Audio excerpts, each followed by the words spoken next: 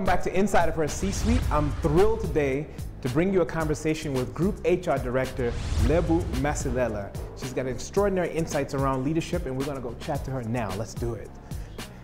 Hi, Lebo. Hello. Thank you so much.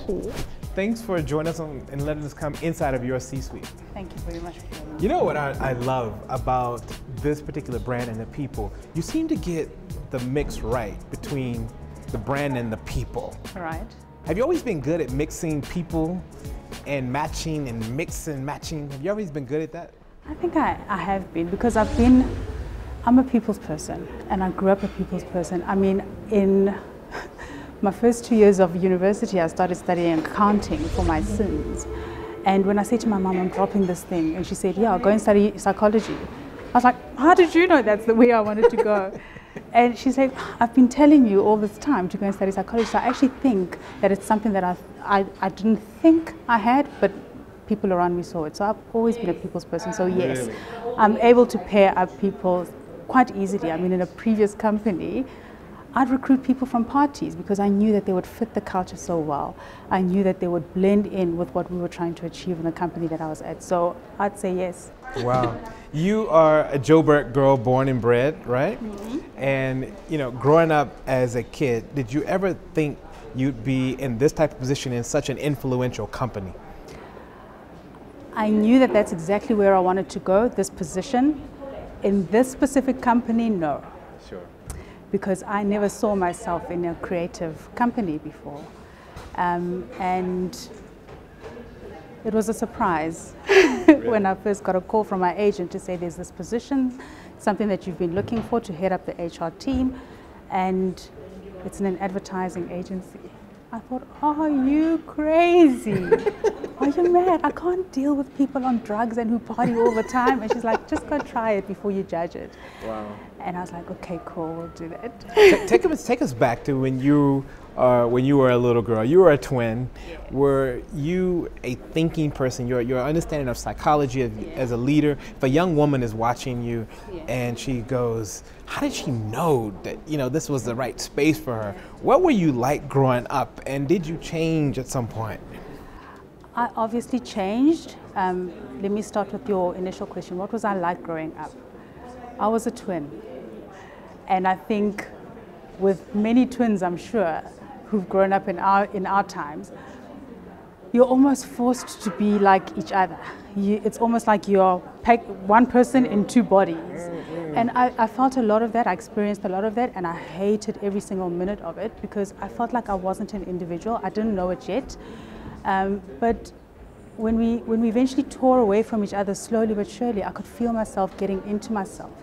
Studying psychology, do you think it's important for HR leaders to really sort of understand the broader aspect of what makes people tick? Has it really helped you as a leader in the HR space? Definitely has. However, I think the misconception with HR is that HR is a people function only. So the reality of the matter is that you are functioning in a business, and there needs to be some sort of balance between the two. So you definitely need to know around what makes people tick, but you also need to understand in making those people tick, how is it going to add value to the business that you're working in. So it's not just about which side do you enjoy more? Oh, I don't know.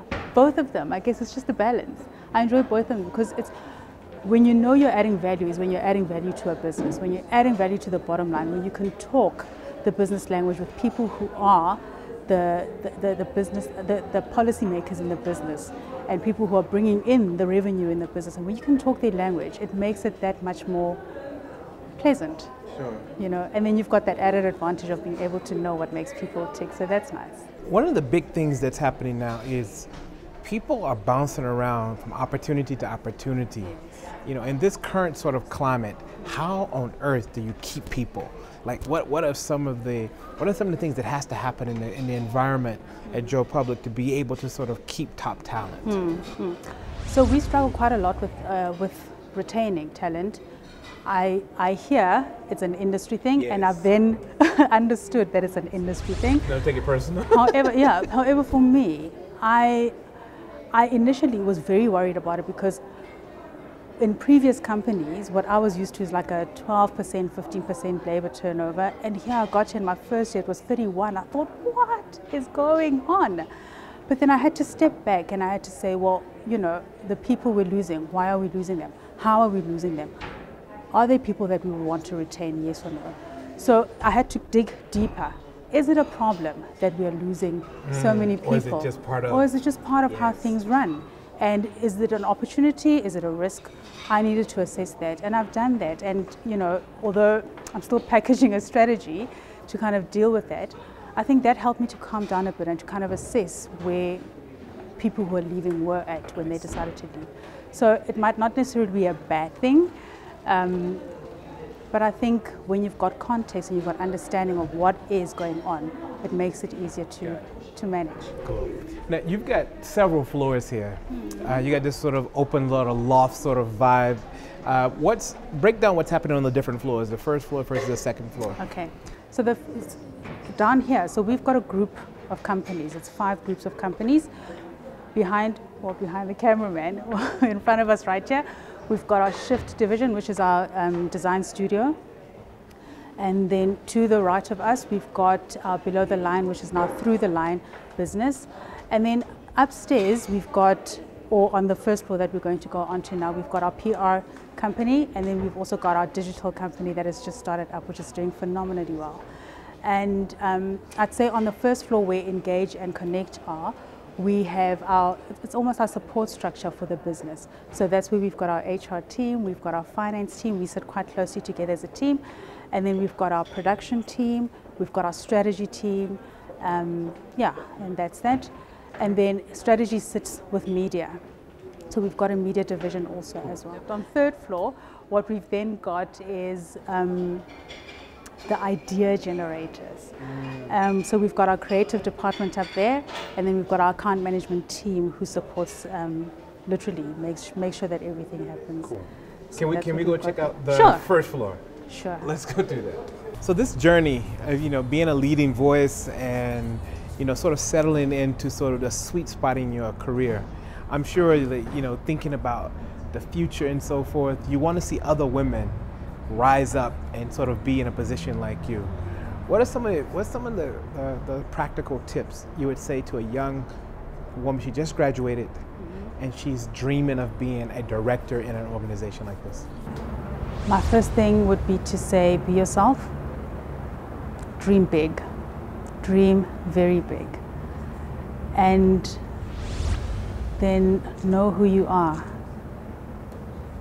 That's it, know who you are. Really just settle in and kind of just know. Know who you are. How do you face nonsense? You are a really striking personality, you're a warm person. When people push boundaries, how do you cut the nonsense? I get that a lot from young professionals not knowing how to deal with that. So if we're talking about young professionals, there's always a code of conduct around how you behave in an organization. And if a person can't understand that, there needs to be repercussions. So I'm told, and I try to be, that I'm very calm. And even when I'm dealing with the nonsense, I feel like I need to be calm. As an empath, I know I pick up a lot of emotions and feelings and frustrations that people are going through. So it's just to tap into that and to just understand what is frustrating you. Wow. So this is the situation. You are saying this. Where's the disconnect? And then take it from there. Oh, really? And have you had situations before where you physically, you had a harassment situation? Have you ever had one of those where you had to be really hard and somebody ended up there was a casualty in a situation? Yeah, I have. And in that situation, I knew that if I had to lose myself and raise my voice, nothing would come of it. So how I spoke is I used my body. So I simply got up and I said, I'm leaving now. You will call me, I'll be standing outside. And when you're ready to talk, please call me back in. And I took my stuff and I went and I stood outside. And I didn't get called back in, I think, until about 45 minutes had passed. Really? Wow. And I was willing to wait there. And would you say that for young people, especially young women, that should really understand the sort of protocols, the laws and stuff that have their back. Because a lot of them, I think, they feel afraid at times to really sort of stand strong when they're facing nonsense. Yeah. So initially when I said know yourself, that's literally about knowing yourself enough to understand whether you would fit into a specific organization or not, whether you fit into a team or not, because those are team dynamics. And whether you fit or not gives you the leverage on whether you can perform to your potential or not. So in knowing yourself, you're far easily able to manage things. And I'm not saying in knowing yourself you need to be calm, because there's people who are very comfortable with who they are. However, they are loud, they're boisterous, they're very outspoken. I'm not that, and I know I'm not that. Okay. So I'm not going to try and be that, because I will lose, hands down. So, at the end of the day, it's about knowing who you are and being true to yourself. Be true to yourself. Know that this is what I can thrive in, or this I'm not going to do well in. I've seen that a lot of stats show that when people go overly casual, harassment sort of rises. Yes. So how do you keep from going too casual? I don't manage that. There's no dress code in our organization. Everybody dresses the way they feel. However, I also believe that with the leaders of the business and how they dress and how they carry themselves, they set the example.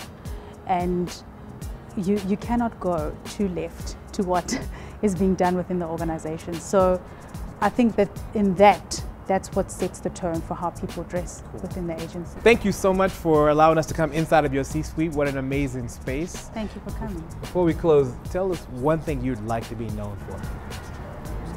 So the one thing that I know I would like to be known for, initially it was competence. I've reached that, and going forward, what my goal is to be able to add value in people's lives. That was inside of the C-suite of Lebo Masilela. She's leading the voice in the HR industry and pioneering, and she's such a kind, humble person. We'll be back next week with another episode of Inside of her C-suite.